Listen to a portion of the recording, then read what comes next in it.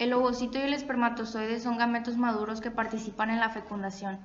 Son necesarios para la creación de un nuevo ser. Para que estos gametos lleguen a la etapa de maduración, que son ovocito y espermatozoide, son necesarios dos procesos en los que las células germinales presentan cambios morfológicos y cromosómicos. Este proceso en la mujer es llamado ovogénesis y en el hombre es llamado espermatogénesis. Al momento de que el semen es depositado en la vagina, la mayoría de los espermatozoides presentes mueren por la acidez que ésta presenta. Los espermatozoides que sobreviven atraviesan el conducto cervical y gran parte de otros espermatozoides quedan ocluidos por el moco. Después continúan su ascenso por el cuerpo del útero, en donde los espermatozoides inician la capacitación. Esta provoca hiperactivación en la movilidad de los espermatozoides para hacer posible la penetración del ovocito y es indispensable para la siguiente etapa, que es la fecundación. Al ovocito solo llegan los espermatozoides más aptos, que son 200 aproximadamente. La fecundación comienza desde el momento en el que el espermatozoide abre el paso a través de las barreras del ovocito, que son la corona radiada, la zona pelúcida y la membrana plasmática. Dos reacciones ocurren posteriormente a la penetración, que son la reacción de zona, que genera inmovilización y expulsión de espermatozoide, que logran fecundar el ovocito, y la reacción cortical, que bloquea la entrada de más espermatozoides. La fecundación es la unión del óvulo y el espermatozoide para que se pueda producir un embarazo. El proceso tiene lugar en el interior del cuerpo de la mujer, en concreto en las trompas del falopio. Esta es la denominada fecundación natural. Las fases de la fecundación natural son la penetración de la corona radiada, que es cuando los espermatozoides consiguen atravesar gracias a la liberación de la hialuronidasa y el movimiento de sus flagelos. La segunda es la penetración de la zona pelúcida, que es cuando se necesita más de un espermatozoide para lograr degradar la zona pelúcida, aunque finalmente solo uno de ellos va a lograr entrar en el óvulo. La tercera es la función de las membranas, que es cuando el espermatozoide entra en contacto con la membrana plasmática del óvulo y se desencadenan tres procesos distintos en el gamento femenino. La formación del cono de la fecundación, la segunda es la exploración instantánea de su membrana y la tercera es la liberación de gránulos corticales en el espacio perivitelino. Con la entrada del espermatozoide, el óvulo se activa para terminar la meiosis, proceso que permite la reducción del número de cromosomas. Así, se libera el segundo corpúsculo polar y los cromosomas se colocan formando una estructura denominada pronúcleo femenino. Los pronúcleos son los núcleos de los gamentos, óvulo y espermatozoide, los cuales tienen la particularidad de disponer de la mitad de cromosomas con respecto al resto de las células del cuerpo, esto es 23 cromosomas. Por su parte, el espermatozoide avanza hasta que su cabeza contiene el núcleo del espermatozoide. Queda junto al pronúcleo femenino. La cola se desprende para terminar degenerando y el núcleo se hincha para formar el pronúcleo masculino. Una vez ambos pronúcleos se encuentran uno junto al otro, ocurre la fusión de ambos, proceso llamado afimixis, en el cual los pronúcleos intercambian su material genético. Esto supone que las membranas de ambos pronúcleos desaparezcan para que sus cromosomas puedan juntarse y que la célula cuente con 46 cromosomas. Esta célula, fruto de la unión de óvulo y espermatozoide, al terminar la afimixis, la etapa del cigoto es establecida de 24 a 36 horas después de la fecundación. La segmentación es el proceso de división y multiplicación mitótica que acontece en la trompa uterina tras la formación del cigoto. La segmentación se divide en dos fases, la fase bicelular y la fase tricelular. La fase bicelular, una vez que el cigoto se establece, comienza la primera etapa de segmentación en donde el cigoto se divide en dos células hijas idénticas, que son nombradas blastómeros. Tienen la misma carga energética que el cigoto y conservan su totipotencia. Un mecanismo de la formación de gemelos idénticos es que los blastómeros se independicen y forman cada uno un nuevo ser. La división continúa de manera asincrónica, ya que uno de los blastómeros inicia primero la división y la termina antes que la otra, de tal manera que es posible observar un conceptus en fase tricelular. La fase tricelular es la tercera división de segmentación, resultan 8 células que aún conservan la totipotencia. A partir de esto se inicia la restricción. Esto reduce la potencia de las blastómeras en las siguientes divisiones para continuar como células pluripotentes. Las células pluripotentes son capaces de formar diferentes tipos de tejidos, pero no a un individuo completo. La etapa mórula, de 3 a 4 días después de la fertilización, se establece la mórula, caracterizada por una gran cantidad de blastómeros, entre 16 y 32 células, más pequeñas, aún cubiertas por la zona pelúcida. En esta etapa se inicia la compacción. Esto permite a los blastómeros agruparse de manera estrecha para mantenerse en contacto con las células internas del embrión. La mórula está abandonando la trompa de Falopio en esta etapa. Etapa de blastocito. En esta etapa la multiplicación celular continúa muy activa, la zona pelúcida se torna permeable a líquidos y electrolitos que la atraviesan, separando a las blastómeras que tienen uniones intercelulares laxas, formando la cavidad blastocisto. Las blastómeras que delimitan la cavidad del blastocito cambian de forma y dan origen al trofoblasto, que es el macizo celular externo que origina parte de los tejidos de la placenta. Al finalizar la primera semana, de 6 a 7 días, postfertilización, en el blastocito se reconoce el polo embrionario en donde se localiza el embrioblasto, y en el extremo contrario está el polo embrionario. Simultáneamente, las condiciones receptivas endometriales para que ocurra la implantación está en su máximo punto, así el embrión está adhiriéndose mediante citocinas y moléculas de adhesión al endometrio. Esto ocurre en el tercio superior de la pared posterior del útero. La gastrulación.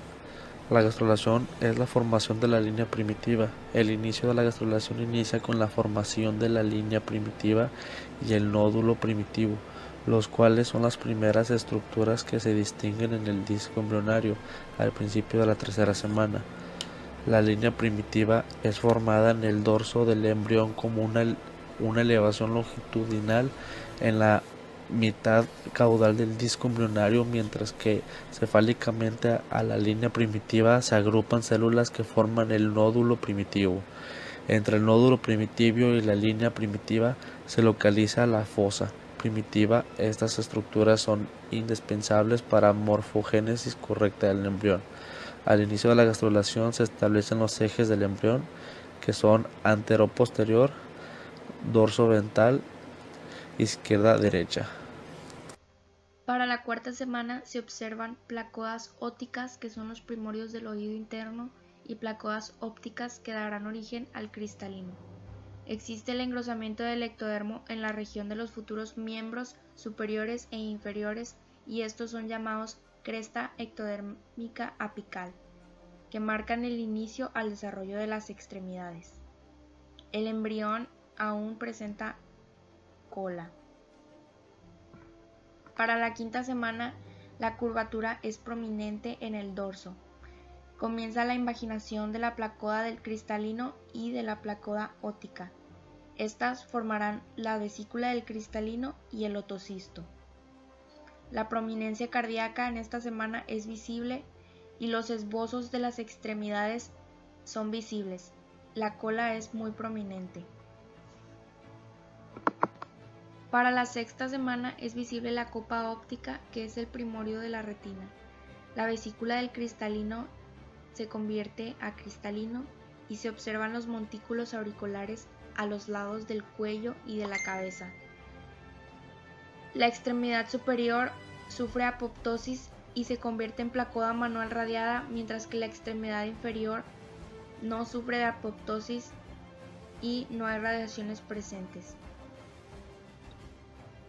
El desarrollo del hígado y el desarrollo renal requieren demasiado espacio abdominal, entonces las asas intestinales emergen hacia el pedículo de fijación y continúan su crecimiento fuera de la cavidad abdominal. A esto le llamamos hernia fisiológica. En esta semana la cola inicia su regresión. Para la séptima semana la curvatura dorsal es menos pronunciada e inicia la formación del párpado superior. La cara del embrión se torna más humana y los montículos auriculares se fusionan formando el pabellón auricular. El abdomen es prominente debido a que el hígado ocupa la mayor parte de este y la hernia fisiológica aún está visible.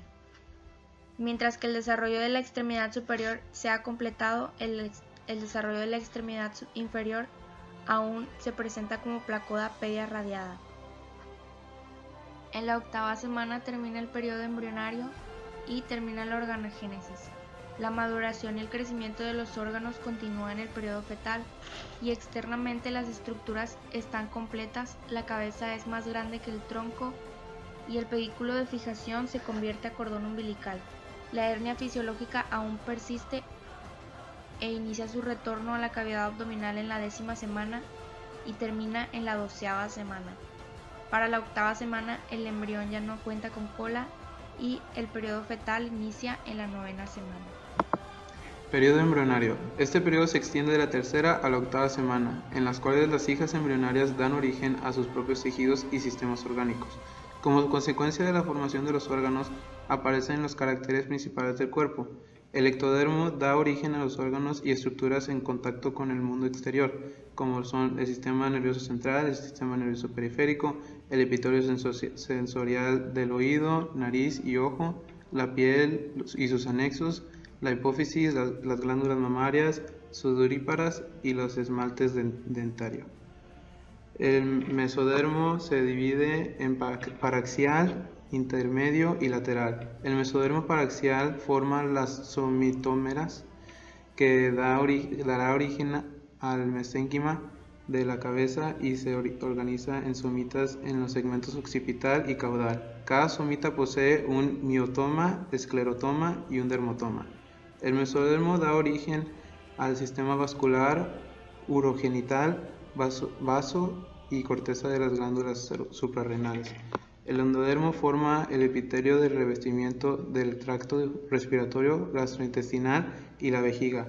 Forma el parasénquima de tiroides, paratiroides, hígado y páncreas. En consecuencia del crecimiento del sistema nervioso central, el disco aplanado empieza a plegarse en disección cefalocaudal, formando las curvas cefálica y caudal, y en dirección transversal, lo que da lugar a la forma redonda del cuerpo del embrión. Se mantiene la conexión del saco vitelino y la placenta por medio del conducto vitelino y el cordón umbilical respectivamente. El periodo fetal va del 3er mes a la fecha de parto y se caracteriza por la maduración de los órganos y tejidos y el crecimiento rápido del cuerpo. Durante el 3er, 4.º y 5.º mes el feto crece en longitud, mientras que el incremento de peso se realiza en los últimos meses antes del parto. Se considera que la duración de la gestación es de 280 días o 40 semanas después de la última menstruación.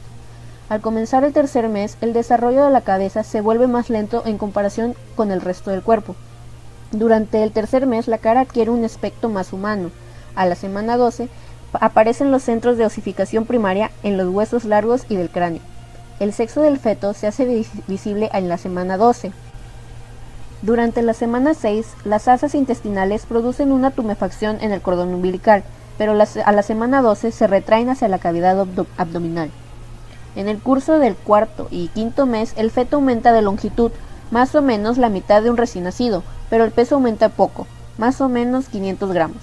Durante el 5.º mes, los movimientos del feto son percibidos por la madre. Durante la segunda mitad de la vida intrauterina, el peso aumenta considerablemente a 1.500 o 1.600 gramos.